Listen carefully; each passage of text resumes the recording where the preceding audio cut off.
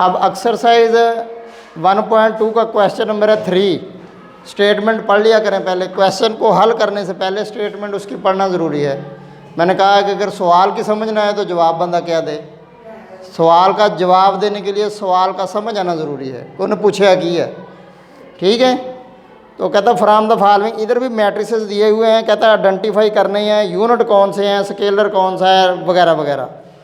तो पहला जी ए matrix, question number है हमारे पास 3, क्वेश्चन नंबर 3 और एक्सरसाइज है 1.2 जी। वे पहला मैट्रिक्स लिखा है, पहला मैट्रिक्स है 4 0 0 4। बताएं कौन सा है ये 4 0 0 और 4। ये है बेटा जी स्केलर मैट्रिक्स। ये क्या है यानी ये डायगोनल एलिमेंट्स सेम हो, ये वाले डायगोनल सेम हो तो स्केलर मैट्रिक्स होता है। और आगे बी, जो बी पार्ट इसका देख लें, बी वो है जी 2 0 0 -1, 2 0 0 और -1। ये डायगोनल मैट्रिक्स है। ये क्या है, यानी ये गैर सिफर है, बाकी सारे सिफर हैं।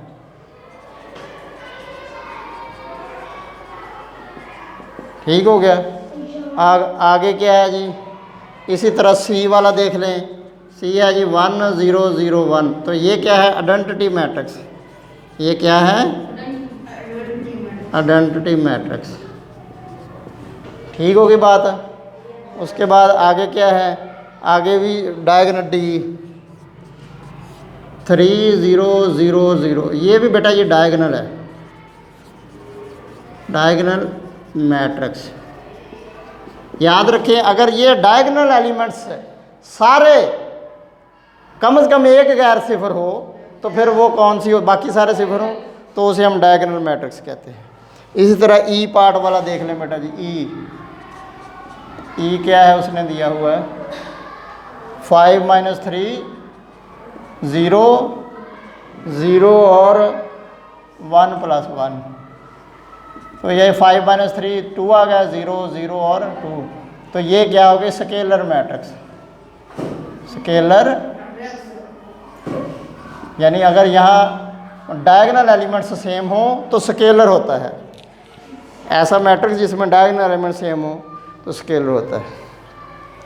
तो कहता है क्वेश्चन नंबर 4 है find negative of the matrix. Question number 4, question number find negative of matrices A B C and D when A = क्या है 1 0 और -1। तो -a क्या होगा इसका, -1 0 और +1। यानी माइनस के साथ अगर आप सिंबल्स चेंज कर दें तो वो क्या आ जाता है, नेगेटिव मैट्रिक्स आ जाता है। ठीक हो। अब अगला क्या है, क्वेश्चन नंबर 4 का, ये नेगेटिव मैट्रिक्स की समझ आ गई। मैट्रिक्स का नेगेटिव कैसे निकालना। अब अगला है b = 3 -1 2 b है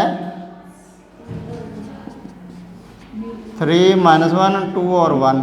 बेटे आपने इसका नेगेटिव निकालना है, नेगेटिव मैट्रिक्स निकालना है तो आपने मनफी से चेंज कर देना। मनफी से चेंज कर देंगे तो इधर -3 हो जाएगा, इधर मनफी से चेंज करेंगे 1 आ जाएगा, इधर -2 आ जाएगा, इधर -1 आ जाएगा। तो ये नेगेटिव मैट्रिक्स हो गया। नेगेटिव मैट्रिक्स का मतलब ये है कि आप मनफी के साथ चेंज कर दें। और इसी तरह अब डी पार्ट में इसका कर देता हूँ। डी पार्ट देख लें। डी पार्ट है हमारे पास -3 2 -4 5, -3 2 -4 और 5। अब अगर आपने इसका नेगेटिव मैट्रिक्स निकालना है तो माइनस से चेंज कर देंगे, +3 -2 +4 और -5। ये इसका नेगेटिव मैट्रिक्स आ गया। Is that clear. आगे क्वेश्चन नंबर 5 है, वो अच्छा सवाल है, ये लिख लें इसके ऊपर इम्तिहानी नुक्ता नज़र से। ट्रांसपोज, ये इम्पॉर्टेंट है शॉर्ट क्वेश्चन के लिए। कहता find the transpose of the following matrices. Transpose निकालना है। तो ट्रांसपोज का मैंने क्या बताया था आपको कि अगर आप रो है तो कॉलम में बदल दें। तो ए का ट्रांसपोज क्या होगा, ये रो है ना जी, ये पहला कॉलम है, इसे आप पहली रो बना दें इसे बस। तो ये ट्रांसपोज आ गया। ठीक है, ट्रांसपोज को एक ट्रांसपोज से ज़ाहिर करते हैं। इसी तरह आप क्वेश्चन बी देख लें, बी पार्ट इसका, बी पार्ट है 5 -1 और 6। अगर आप बी का ट्रांसपोज लेंगे तो ये क्या आ जाएगा, 5 इधर -1 इधर 6, ये रो थी मैंने कॉलम बना दिया, ठीक हो गया, रो को कॉलम बना दिया। इसी तरह आप सी पार्ट देख लें आप, सी पार्ट है हमारे पास, सी पार्ट है जी 1 2 2 -1 3 और 0। तो सी का ट्रांसपोज लेंगे, ज़रा 1 मिनट तवज्जो इधर कर लें।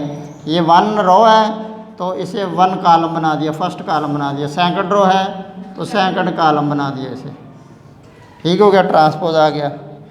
इसी तरह अगर आप डी पार्ट देख लें इसका, डी पार्ट 2 3 0 और 5 है, तो आपने इसका ट्रांसपोज लेना है। तो क्या आ जाएगा, फर्स्ट रो है तो फर्स्ट कॉलम है तो फर्स्ट रो बना दिया, सेकंड कॉलम है तो सेकंड रो बना दिया।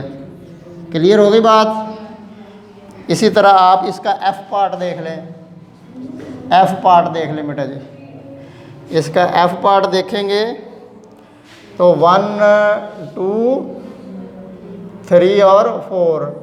अब आप एफ पार्ट का ट्रांसपोज लेंगे तो क्या आ जाएगा, फर्स्ट कॉलम है फर्स्ट रो बन गया, सेकंड कॉलम है तो सेकंड रो बन गया।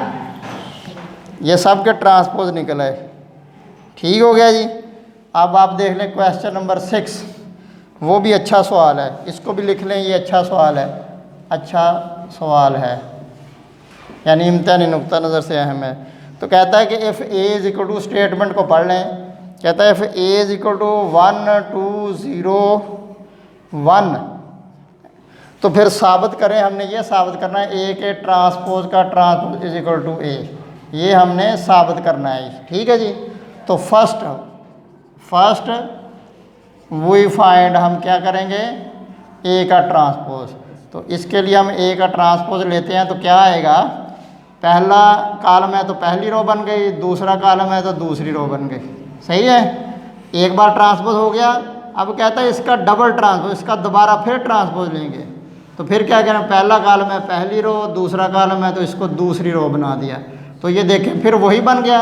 तो हम कह सकते हैं कि ए का डबल ट्रांसपोज जो है वो इज इक्वल टू इटसेल्फ हो गया, इसका डबल ट्रांसपोज इसी के बराबर है। इसी तरह अगर आप इसका बी पार्ट देख लें, तो बी मैट्रिक्स में भी ऐसा ही है। बी मैट्रिक्स क्या है जी, 1 1 2 और 0। तो आप निकालें ज़रा बी का ट्रांसपोज, पहला कॉलम है तो पहली रो बन गया, ठीक है, दूसरा कॉलम है तो दूसरी रो बन गया। अब हम जब इसका दोबारा ट्रांसपोज लेंगे, बी के ट्रांसपोज का दोबारा ट्रांसपोज, तो फिर पहला कॉलम है तो पहली रो बन गया, दूसरा कॉलम है तो उसे दूसरी रो बना दिया। अब देखें ये फिर बी के इक्वल आ गया, तो हम कह सकते हैं कि बी का ट्रांसपोज इज इक्वल टू क्या है जी, बी हो गया। तो ये एक्सरसाइज हमारी हो गई ख़त्म। आज का लेक्चर इतना ही था, बाकी इंशाल्लाह कल से ही। Thank you very much ji.